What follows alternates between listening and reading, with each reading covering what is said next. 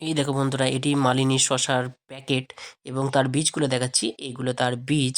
তো প্যাকেটে সাধারণত অনেকদিন থাকে, সেই কারণে দানাতে হালকা কেমিক্যাল ব্যবহার করে কালারটি এটি করা হয়, নাহলে সাধারণত কালার সাদাই হয়ে থাকে। কিভাবে দানা বসাচ্ছি দেখে নাও বন্ধুরা। একটা খুঁপিতে এইভাবে 4টি করে দানা দেওয়া হয়, তারপরে এই যে জৈব সার এর উপরে দিয়ে এটি চাপা দেওয়া হয়। সুপ্রভাত বন্ধুরা, কেমন আছো সবাই? আশা করি ভালো আছো। সো আমিও ভালো আছি, চলে এলাম তোমাদের সামনে পরবর্তী ভিডিও নিয়ে। তো এখন কোথায় আছি তোমরা নিশ্চয়ই বুঝতেই পেরেছো। তো বন্ধুরা, আমি এখন আছি আমাদের জমি বা ক্ষেত, চাষের জমি বা ক্ষেতেতে। তো সেখানে আজ চাষ দেওয়া হবে। তো সেই ভিডিওটাই তোমাদের সাথে আজ শেয়ার করব। দেখো চারদিকটা কুয়াশায় ভরে গেছে। তো চাষের ক্ষেত বা জমি চষার জন্য ট্রাক্টর চলে এসেছে। তো আমিও তোমাদের ভিডিওর সুবিধার্থে তোমাদের দেখানোর জন্য ট্রাক্টরে উঠে পড়ব। তো বন্ধুরা, আমি এখন ট্রাক্টরের উপর উঠে পড়েছি, যাতে ভিডিওটা তোমাদেরকে খুব ভালোভাবে করতে পারি বা ভালোভাবে দেখাতে পারি তার জন্য। তো কি বলো তো বন্ধুরা, যদি ট্রাক্টরের ওপর থেকে যে ভিডিও করছি তাতে ভিডিওটা করতেও খুব সুন্দরভাবে ভিডিওটা হয়, আর তোমাদেরকে দেখাতেও খুব ভালো লাগে বা দেখাতে পারি, ভালোভাবে দেখাতে পারি, পুরো ভিডিওটা তোমরা কীভাবে চলছে, পুরো ভিডিওটা যে করছি তোমরা স্পষ্টভাবে আর কি বুঝতে পারবে। তো যদিও আমাদের জমিটা একটা চাষ দিয়েছিল, এর আগে একটা চাষ দিয়েছিল, তাহলেও মাটিটা একটু নরম ছিল, সেই কারণে আর একটা চাষ দিয়ে দিলে কী বলতো, মাটিটা একদম ঝরঝরে হয়ে যাবে, খুব সুন্দর, কোদালে করে টানতেও অসুবিধা হবে না, বসাতেও অসুবিধা হবে না। তো আর বড় ট্রাক্টরে চষলে মাটি একদম ছোট ছোট হয়ে যায়, একদম ঝুড়ো ঝুড়ো হয়ে যায়। তো সাথে থেকে বন্ধুরা, পাশে থেকেও।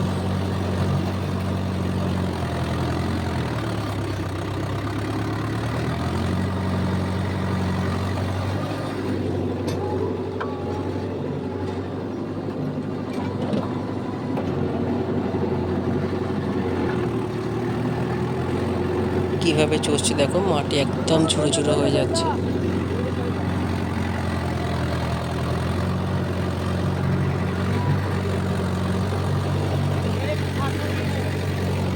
আজ সকালবেলায় ভিডিও করছি, এখন প্রায় 7টা বাজতে 15 মিনিট হবে হয়তো।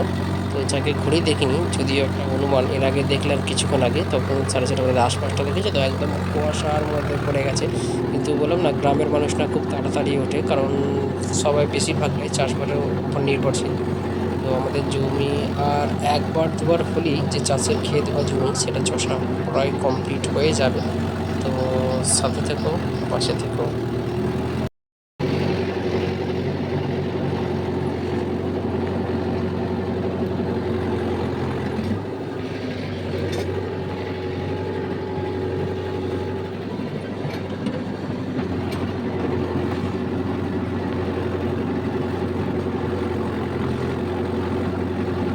তো বন্ধুরা, আমাদের চাষের জমি বা ক্ষেত প্রায় চষা হয়েই গেছে।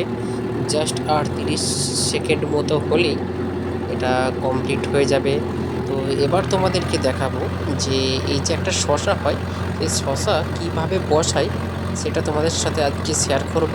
তোমরা সাথে থেকেও, পাশে থেকেও, সেই ভিডিওটা স্কিপ না করে পুরো ভিডিওটা দেখবে, তাহলে বুঝতে পারবে চাষিরা কীভাবে চাষ করে, কীভাবে শশা দানার বীজ বসায়। তো সেটাও তোমাদের সাথে শেয়ার করব।